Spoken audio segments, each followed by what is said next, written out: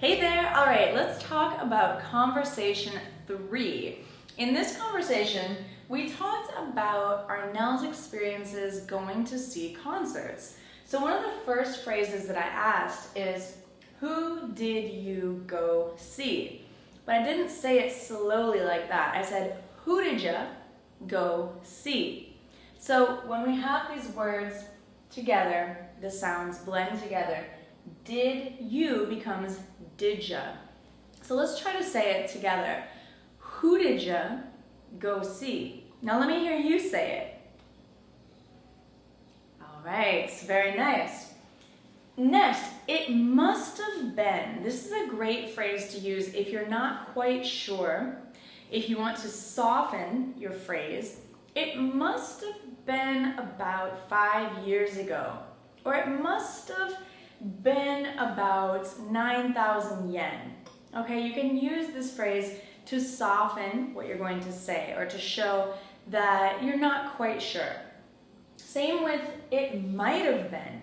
Now this is even less sure, so you can use this to show that you really are not sure. It might have been 5 years ago, but it could have been 10 years ago, right? So we're not quite sure.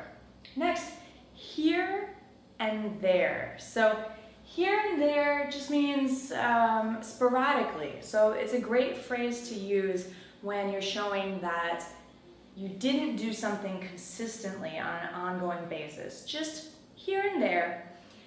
For example, I like to go to cafes here and there. I'm not talking about the physical location. I'm talking about the act of going. A better example is I like to talk to my mother here and there, right? I call her maybe a few times a week, but maybe then not so often, a few times a month. Maybe another example I could give you is I like to exercise here and there, right? Now I'm not talking about the location, I'm talking about the action of exercising. I hope that makes sense.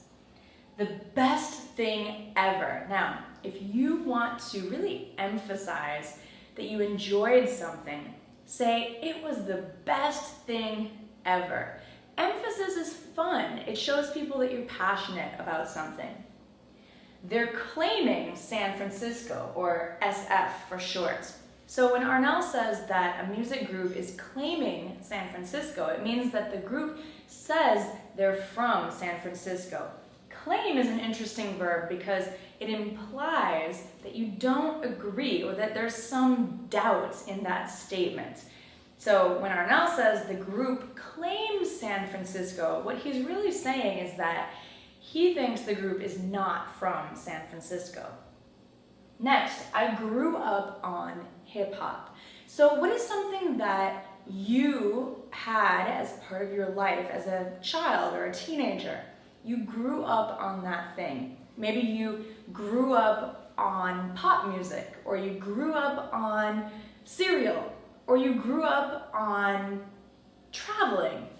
Whatever it is that you did frequently throughout your young child or young adult years, you can say, I grew up on that thing. I didn't mention, this is an awesome phrase to introduce some additional information that you would like to share with someone. I didn't mention this, but, and then add your information. On the edge of, so means kind of between two areas. Right now, I'm living on the edge of District 1 and District 3, so right in between. Look me up. This is probably, I don't want to say the best phrase from this lesson, but it's one of the best. Look me up is a great phrase to use when you want to connect with someone. For example, hey, let's connect on Facebook. My name is Gabby Wallace. Look me up.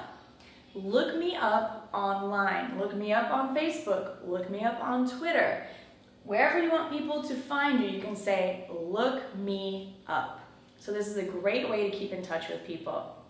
I hope that you found these phrases helpful, especially the pronunciation and some helpful phrases that you can use in a lot of different situations with English speakers. All right, so if you have any questions, let me know. You can always contact me through yournaturalenglish.com or through our Facebook group that is private for course members. So I look forward to seeing you practice some of these phrases there. All right, until the next conversation, see you later.